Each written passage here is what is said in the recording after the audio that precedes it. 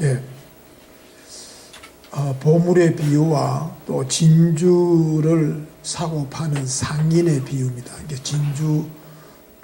값진 진주를 돌아다니면서 그 진주를 사서 장사하는 사람의 이야기입니다. 이 두 가지 비유가 전개 양상이 비슷하지만은 차이가 있습니다. 왜냐하면은 그 보물의 비유에서는 일꾼이 그 보물을 찾는 것이 우연히 아주 그냥 어쩌다가 보니까 밭에 보물이 감춰져 있는 것을 발견했다라는 것이고, 이 진주 상인의 비유는 반대로 이 상인이 값진 진주를 찾아 다니다가 고생 끝에 그 진주를 발견했는 이야기입니다. 그런데 공통점이 하나 있죠. 우연히 찾았든지 아니면은 노력을 해서 찾았든지 간에 결과를 가지고 그들은 그 보물을 진주를 획득하기 위해서는 취한 행동이 동일했다, 비슷했다라는 거죠. 자기의 소유를 다 팔아서 그 보물을, 그 진주를 취했다. 아마 그런 그 말씀인데, 아마 이 비슷한 말씀을 예수님이 연이어서 한 말씀은 바로 우리에게 좀 더 강조하고자 좀 반복해서 너희들은 이와 같이 진주를 또 보물을 소유하는 자가 되어라 말씀입니다. 여기서 다분히 보물이라는 것은 하나님의 나라의 비유이기 때문에 보물은 하나님의 나라를 말합니다. 하나님의 나라를 이야기하는데, 이어 보니까 하나님의 나라는 밭에 감추인 보화와 같다.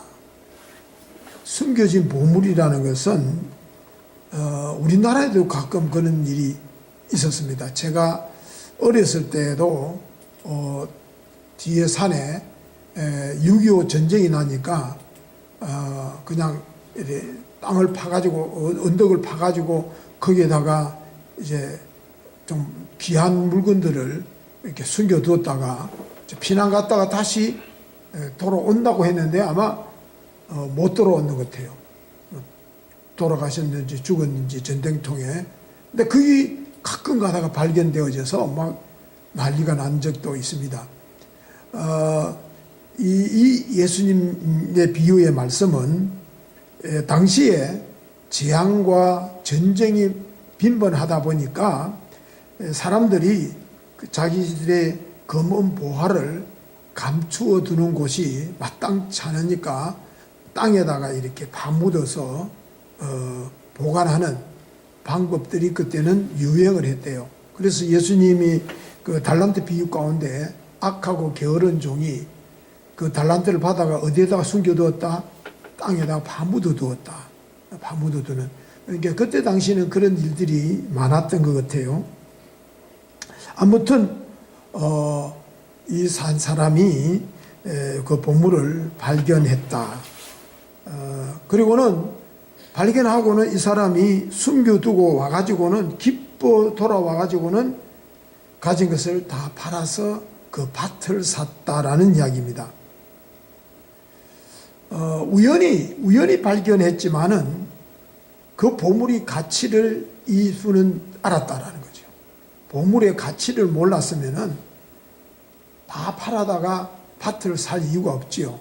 근데 그 보물의 가치를 알았기 때문에 자기의 모든 것을 팔았다. 자, 근데 그 보물을 발견한 장소가 밭입니다. 그때 당시 농경사회에 있어서는 밭이라는 것은 삶의 터전입니다. 삶의 터전이죠. 그러니까 이 보물이라는 것은 멀리 있는 게 아니라는 거죠. 우리의 삶 속에, 삶의 터전 속에 보물이 있고, 또 그 보물은 하나님의 나라. 즉 말하자면은 하나님의 나라라는 것은 지극히 평범한 우리네 일상 속에서 발견되어지기도 하고, 그 발견되어진다는 것은 뭐냐면은 하나님의 나라를 발견한 사람은 죽어서 천당 가는 하나님의 나라이기도 하지만은 이 땅에서도 하나님의 나라의 삶을 살아간다라는 말씀도 됩니다. 이 말씀이 우리에게 주어지는 핵심이 뭐냐면 하나는 보물을 발견하고 기뻐했다. 그리고 그 보물을 발견하고 기쁨으로 끝난 것이 아니고 두 번째로는 그 기쁨을 가지고 돌아가서 자발적으로 억지로가 아니라 그 자기 전 재산을 팔아서 그 보물밭을 샀다라는 게 오늘 이 가장 중요한 핵심인 것 같아요. 아마 근데 이 기쁨이라는 것은 여러분들이 그 기쁨이다. 일반적인 기쁨하고는 다를 것 같아요. 왜냐하면 하나님의 나라를 발견한 기쁨은 세상의 기쁨과 다르다는 거죠. 그러니까 이 사람이 기뻐서 돌아왔다는 말은 어떤 세상의 것을 발견하고 물론 보물이에요. 보물인데 예수님의 비유는 하나님의 나라거든요. 하나님의 나라를 발견한 사람의 기쁨은 세상에서 얻어지는 기쁨과는 비교가 안 된다는 거죠. 최상의 기쁨.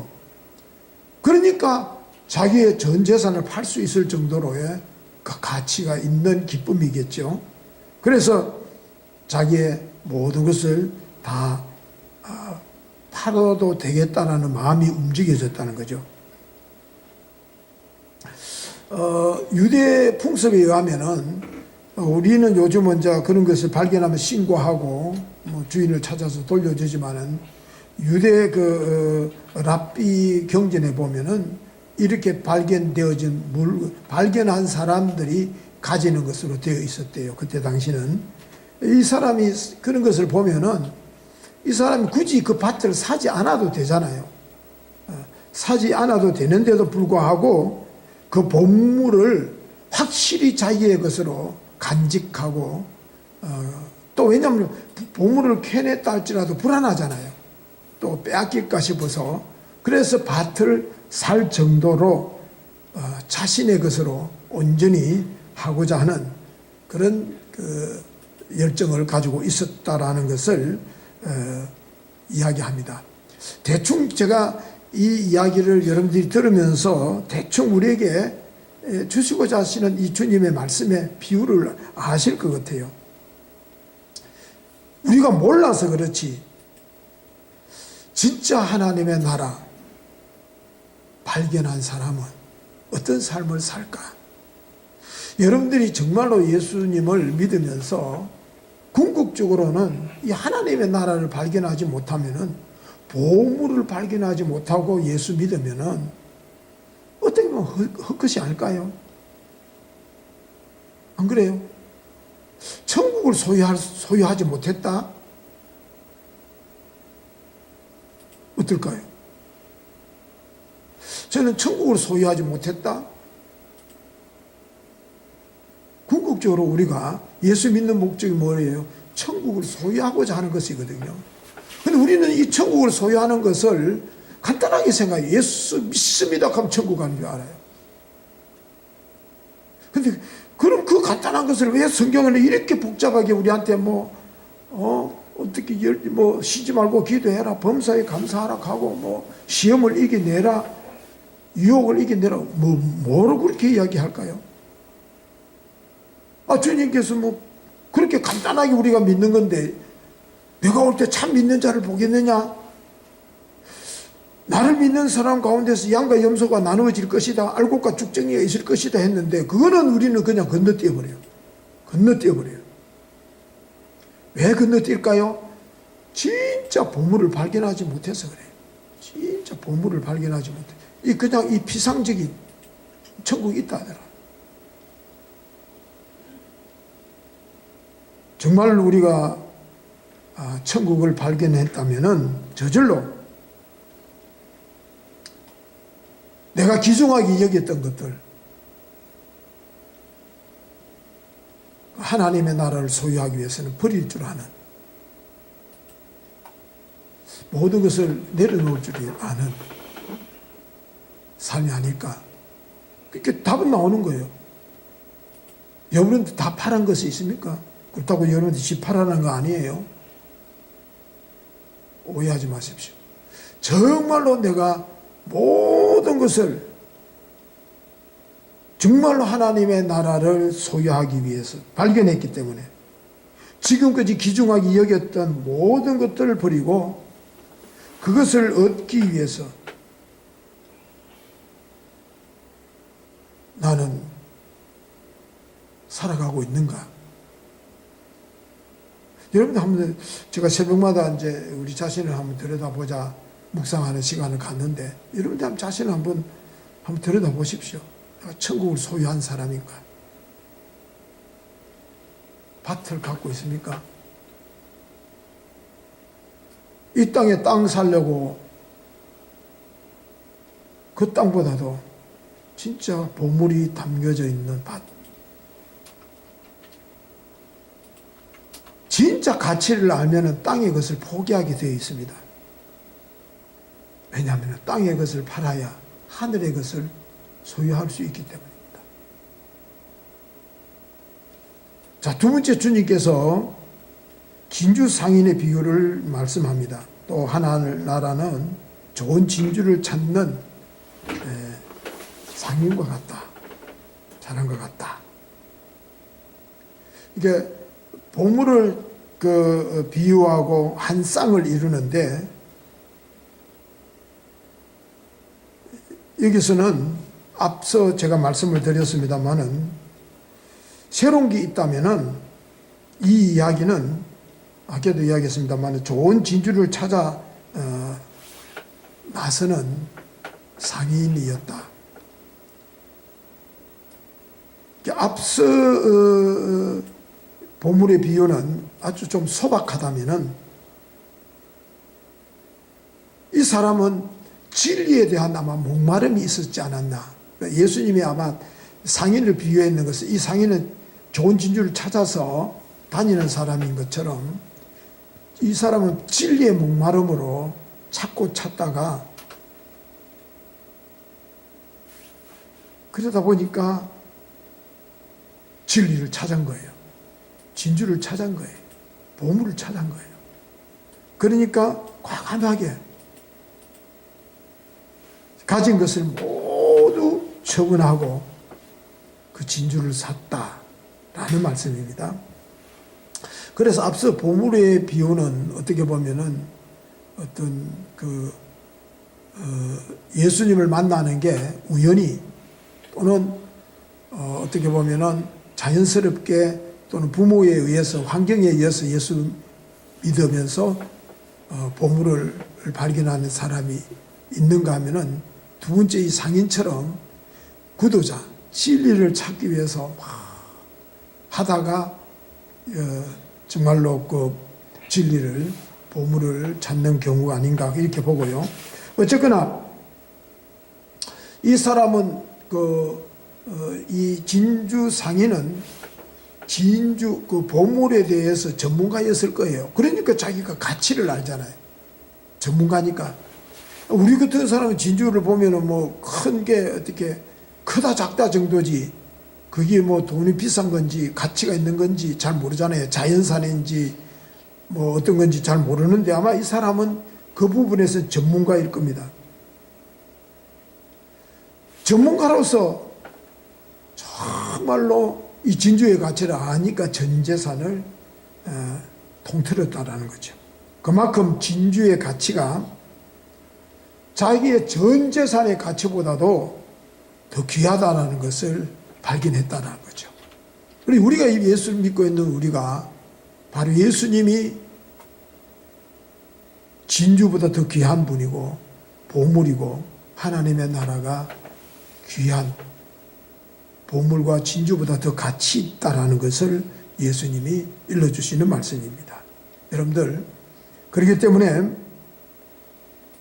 그런 것 같아요. 진주는 이 세상 속에는 많지만은 최고의 진주는 하나밖에 없습니다. 그분이 바로 예수 우리들의 구원의 길잡이신 예수님인 줄로 믿습니다. 자, 제 결론을 다시 한번 봅니다. 이 비유의 버금가는 이 진주의 상인처럼 보물을 찾은 사람처럼 버금가는 삶을 닮았던 살아냈던 사람이 저는 사도 바울이라고 봅니다. 그래서 사도 바울은 참 자기가 진주를 발견하지 못했을 때의 삶과 진주를 발견하고 난 이후의 삶이 극명하게 달랐잖아요.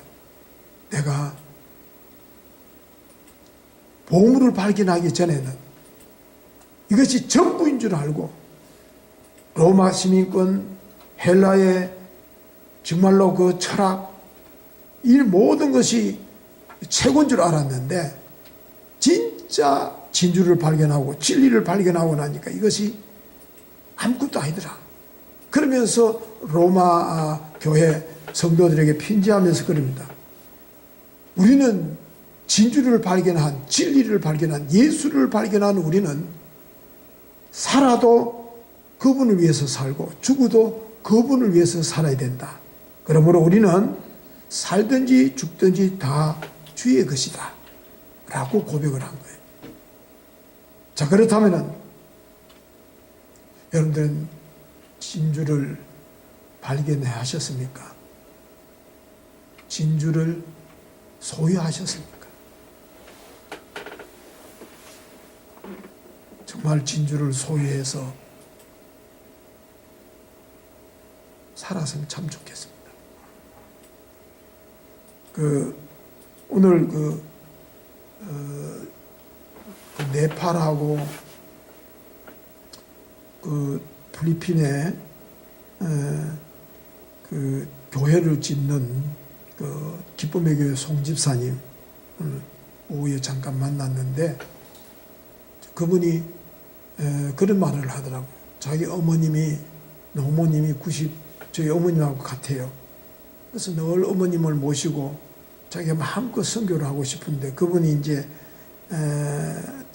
안전교육협회 대구 경북 협회장으로 있어서 구미, 포항, 대구 이런 쪽에 그 교육원을 하고 계시는데 이분이 이제 그 네팔에도 열 몇 개 교회를 이번에 필리핀에도 또 10개 교회를 제가 만일 필리핀에 학교를 지구훈련 학교를 하게 되면은 채플실경 강단은 지주겠다는 분인데 그분이 참 그런 이야기를 해요.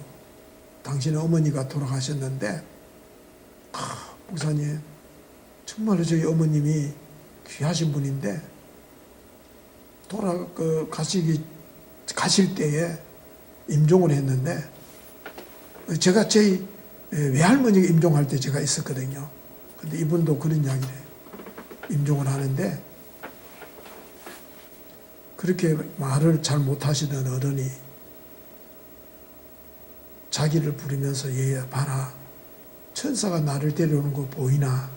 천사가 나를 데리러 왔다. 이제 간다. 나 좋은 데 간대. 그러면서 환한 얼굴로 천사가 나를 데리러 왔다라고 이야기하고 가서 자기가 얼마나